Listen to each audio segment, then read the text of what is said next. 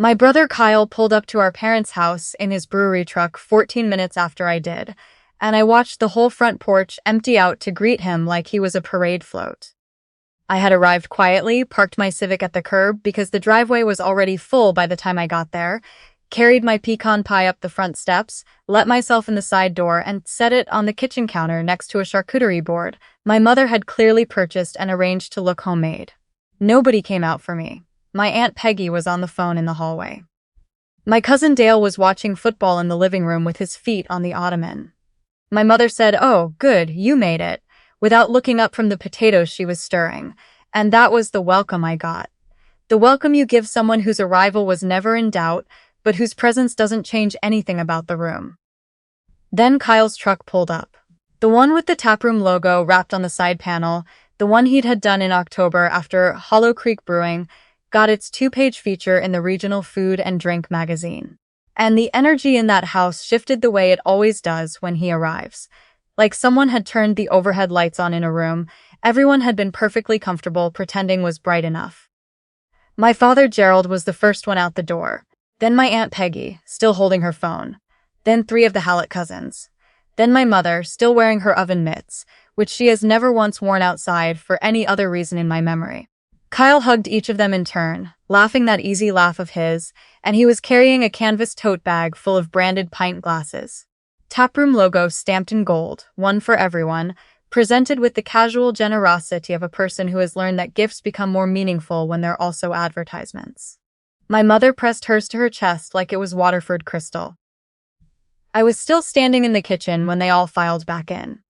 Christmas at my parents' house has always followed a particular logic, an understood hierarchy about who sits where, who gets talked about when the food comes out, and whose news is the kind that gets repeated to the whole table, versus the kind that gets a polite nod and a subject change. Kyle and I grew up in the same house, went to the same high school, and then our lives took different shapes and the family decided, collectively and without much discussion, which shape was worth celebrating. By the time I was 25, I had a very clear sense of which one I was. This year there were 19 people at that table. My parents, Kyle and his girlfriend Tammy, both branches of the Hallett cousins with their spouses, my Aunt Peggy and Uncle Roy, my father's younger brother and his wife, my grandfather Vince, who had driven 3 hours from Roanoke, and the Henderson family, 2 parents, 2 kids, and a casserole, who my mother had invited because they had nowhere else to go this year, and she liked having a full house. She likes a full house the way some people like an audience. Kyle's seat was at the corner where the main table connected to the folding table, which meant he could hold both rooms at once. He did this effortlessly, the way he does everything. Before my mother had even finished passing the rolls, he had launched into the brewery's new county contracts. Albemarle, Nelson, and Fluthuvana, 42 new tap handles by February, and the table responded to him the way it always does, with real, unguarded interest. My Uncle Roy leaned forward. The Hallett cousins wanted to know about tours. My father looked proud in a way that requires no maintenance, the kind of pride that rises naturally when the world confirms what you already believed about someone. Then he looked at me, with the mild surprise he always has when the conversation shifts and he remembers I'm there. "And you," he said, not unkindly. That was always the thing. It was never unkind, just careless. "You're still at that freight company?" "Hartwell, was it?" "Hartwell Distribution," I said. "Right, filing invoices, or—" He let the sentence trail off, which meant he had already answered it himself. My cousin Dale, who sells commercial insurance and treats this as sufficient qualification to have opinions about every industry, laughed a little from across the folding table. "Still hauling boxes, Cass?" I smiled. I didn't say anything. The gift exchange happened after dinner, and this year someone had clearly coordinated, or at least arrived at the same conclusion independently, because 3 of my relatives gave me the same category of gift. The kind you give to someone you have quietly decided is struggling. A Costco membership card. A grocery store gift card in a small envelope with a bow on it. A coupon organizer, the accordion-style kind, the kind my grandmother used in 1987. Wrapped in tissue paper like it was something to be grateful for. My father presented each one with a small explanatory nod of his head, the way you'd brief a table about a charity case. "She's very practical," he said. Then he produced his own gift. a $10 scratch ticket, and a Chili's gift card, which he placed in front of me with a cheerful, generous little gesture and said, "Something for your nights out." The clear implication being that Chili's was the kind of place I could afford. That nights out were a luxury I was counting carefully. 19 people at that table. I counted them while I looked at the gift card. There was a pause in the room, not quite laughter, but the kind of pause that gives laughter permission if someone decides to reach for it. Dale looked like he was deciding. I didn't give him the chance. I looked at the Chili's gift card, looked at the coupon organizer with its tissue paper bow, and I said nothing. I have had years of practice at this. What I've learned about silence in rooms like that one is that it does something nothing else can. It leaves no script for the other person to follow. My family wanted a reaction. My mother was watching from the end of the table. Kyle was looking at his phone. Everyone was watching peripherally to see what I would do. The only person not watching me was my grandfather, Vince. He was eating with the patient focus of a man who has been in a great many rooms where a great many things were said, and who has long since decided to conserve his responses for the moments that actually deserve them. He is 79 years old. He spent 31 years as a freight operations manager for a regional carrier before he retired, and he listens to a room the way I've learned to listen to a room, with a stillness that is not absence but attention. I learned it from him, though I only understood that recently. What none of those 19 people knew, what I had not told any of them, not in 7 years, not since it became something worth telling, was that I do not file invoices at Hartwell. I am the Vice President of Regional Operations. My territory covers 6 distribution hubs across 3 states. I have 340 direct reports, and another 200 employees through hub managers who report up to me. Hartwell Distribution Group moves food, beverage, and specialty ingredient supply across the Mid-Atlantic and into parts of the Midwest, and I am the person responsible for how it moves, when it moves, who gets allocated what, and who gets prioritized when the supply chain fractures, which it does, not often, but it does. I got there the slow way. I started as a logistics coordinator at 24, the year my father first described my job to relatives as, "She works at a shipping place." I spent 2 years learning the routing systems, 2 more years managing a small team, then a regional coordinator role, then a hub director position that nearly broke me in the first 6 months because I had never managed that many people before, and I had to learn very quickly the difference between being good at the work and being good at leading people who do the work. Those are different skills. I worked on both of them. By the time I was 30, I was managing 2 hubs. By 33, 6. I had tried to explain this once. I was 27, newly promoted, sitting at this same table at Christmas, and I tried to describe what supply chain operations actually involves.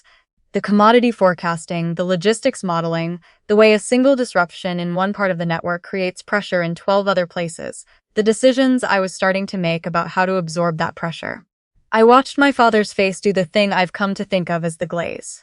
Not boredom, exactly, but a decision, made somewhere in the first 40 seconds, that what I was describing did not qualify as impressive, and once that decision was made, no additional information was going to change it. He said, "Huh," the way you say "huh" when you're waiting for someone to finish. My mother asked Kyle if he wanted more stuffing. I stopped explaining after that. Not because I was ashamed of my work, I was never ashamed of it, but because there is something deeply exhausting about translating yourself for people who have already written the translation and filed it away and see no reason to revisit it. 3 months before this Christmas, in September, a shipping disruption out of Belgium caused a nationwide shortage of specialty agricultural malts, the kind that craft breweries depend on and that mass distributors don't stockpile because the margins aren't worth it. The disruption moved through the supply chain faster than most producers were tracking it, and by mid-October I was looking at a dashboard full of red-flagged accounts. Small craft producers who were going to run out of their specialty ingredients before the next import window opened. One of the flagged accounts was a taproom in my home county, Hollow Creek Brewing Company, Kyle's place. I saw his account on a Tuesday afternoon. I sat with it for a while. I thought about calling him. I thought about a lot of things. Then I approved his priority allocation from my desk, rerouted his shipment through our Richmond hub, and went home. His head brewer called our regional line the following morning and was told the shipment had already been handled. Kyle posted on Instagram 3 weeks later about how Hollow Creek was the only craft brewery in the region that hadn't had to suspend production during the malt shortage. He thanked his incredible supplier relationships, and the photo got 412 likes. I was one of them. He never knew. The coupon organizer was still sitting on the table in its tissue paper when my grandfather Vince set down his fork. He set it down with a small, deliberate click against the plate, not dramatically, just with the quiet intention of a man making a decision. I heard it from across the table the way I always hear it. I have always heard that sound. He looked at my father, not at me. "Gerald," he said. My father looked up from where he'd been half listening to Dale explain something about premium rates. "Do you know what Hartwell Distribution's mid-Atlantic territory covers?" My father blinked. "The freight company? I don't know. A few states, I guess." My grandfather took a small sip of water, set the glass back down. "Do you know who runs it?" "Some regional manager or other. I don't." My father looked mildly puzzled. "Why are you asking?" My grandfather Vince looked at him for a moment with the specific patience of someone who has watched a room be wrong about something for a very long time and has decided, tonight, that it has been wrong long enough. "Ask your daughter," he said. The table went quiet, not the uncertain quiet from before, when people weren't sure whether the Chili's gift card joke was funny. This was a different quality of silence. This was 19 people suddenly paying full attention to something they had not been watching. My father looked at me. He had the expression of a person who has just stepped onto what he thought was solid ground and felt it move. What does he mean? I set down my napkin. "I'm the vice president of regional operations at Hartwell," I said. My voice was level, the same register I use when I need a room of managers to actually absorb something. I manage 6 distribution hubs across 3 states, 340 direct reports. Our territory handles specialty food and beverage supply for most of the Mid-Atlantic, including grocery distribution for 4 regional chains. One of them is the chain where you and Mom shop every week. The table was very still. "And Hartwell holds Kyle's supply contract," I said. "The specialty malts and imported hops that make Hollow Creek's IPA what it is come through my distribution network. 3 months ago, during the national malt shortage, Kyle's Brewery was the only local craft operation that kept running without interruption. That's because I saw his account flagged on my dashboard, and I approved the priority reroute myself. I never told him."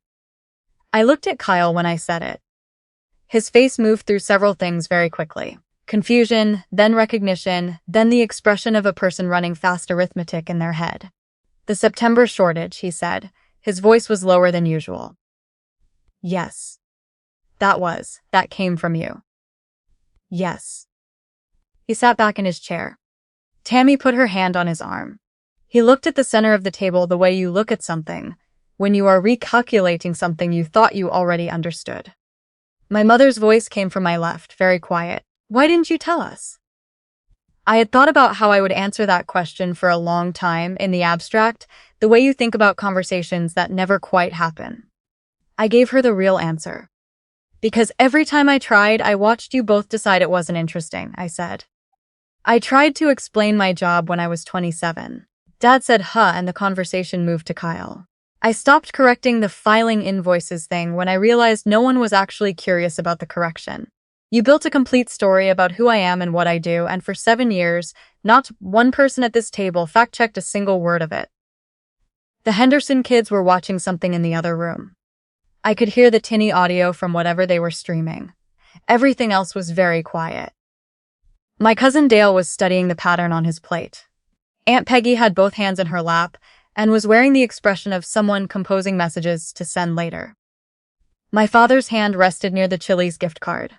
He wasn't looking at it, but I could see that he knew it was there.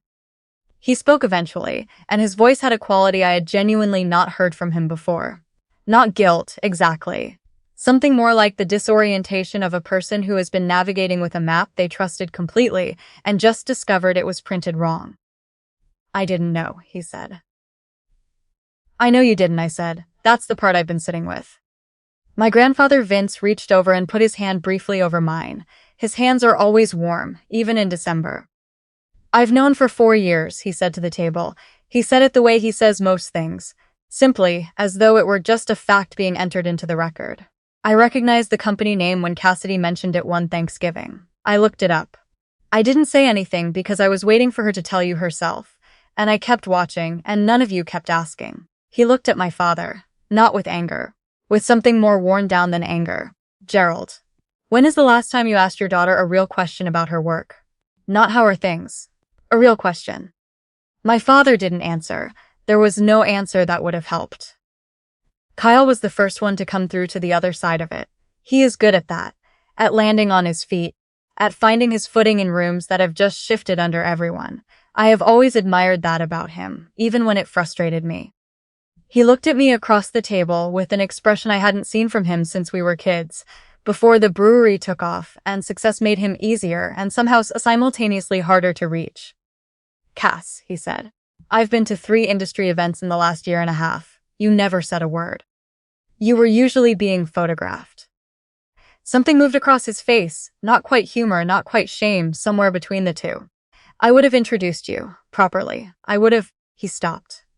We both knew how the sentence ended and neither of us was ready to say it out loud in front of 19 people. He shook his head slowly. I'm sorry, I mean that. I know, I said. With Kyle, the not knowing had always been real. He's never been cruel. He's just been the son in that family, and the son doesn't notice which corners of the room it doesn't warm. Later, after the plates were cleared, he came and sat next to me and asked me, how I'd ended up in logistics, what the work was really like, what the hardest part of managing that many people had been. He listened in a way that felt like he was building something instead of just waiting to respond. We talked for almost 30 minutes. It was the longest real conversation we'd had in probably 3 years, and it happened at the corner of our parents' Christmas table, between the pecan pie nobody had touched, and the moment people started gathering their coats. My mother's apology came quietly, after most of the relatives had moved to the living room. She came and stood beside me in the kitchen and said, I should have asked. I'm sorry, Cassidy. It was 6 words shorter than it probably needed to be, but it was real. My mother doesn't perform apologies. She just says them and stops. I've always known when she means one. It's a start, I said, not with any edge in it, just honestly. Before I left, my father found me in the entryway putting on my coat. He stood with his hands in his pockets, which is the posture he uses when he doesn't have the right words but has decided to try anyway. I should have paid attention, he said. I should have asked. Yeah, I said, you should have. A pause. The gift card. Dad, it's fine. It wasn't. He stopped, looked at the floor. I'll do better. I want to do better. I looked at my father, Gerald Merritt, 61 years old, who has always been proudest of the things he already understood, who built his entire idea of me on a data point from when I was 24 and never went back to update it. Okay, I said, I'd like that.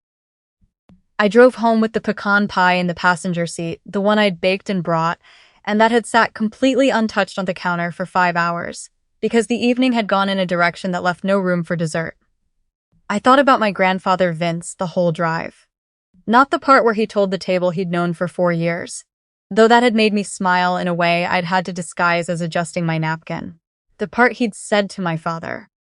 When is the last time you asked your daughter a real question? I have asked myself versions of that question for years, usually framed as why do you keep going back? The answer I keep arriving at is that the people who don't ask real questions are still your family, and something in you keeps hoping, against the available evidence, that they will eventually become curious about who you actually turned out to be, that someday they will go back and update the file. Maybe they will. I don't know if next Christmas will look any different from the ones before this one. I don't know if my father will introduce me correctly the next time my name comes up in conversation, or if my mother will tell someone what I actually do without having to be prompted. I don't know if Kyle and I will keep talking the way we talked tonight, or if the gravity of his world will pull him back toward its center, and the distance will quietly return. What I know is that I sat at that table for 7 years and let people fill in my blank with whatever version of me was easiest for them to hold. And this year, for the first time, I let the truth take up its actual amount of space. Not as a performance, not for revenge. Because my grandfather set his fork down with that small deliberate click and gave me the opening, and I decided I was done shrinking to fit the frame they'd built for me without my input. I ate a slice of pecan pie when I got home, standing at my kitchen counter at 10:40 at night, still in my coat. It was exactly as good as I knew it would be. I had made it from scratch, the way I make everything, carefully, without asking anyone to notice. That felt like enough for 1 year.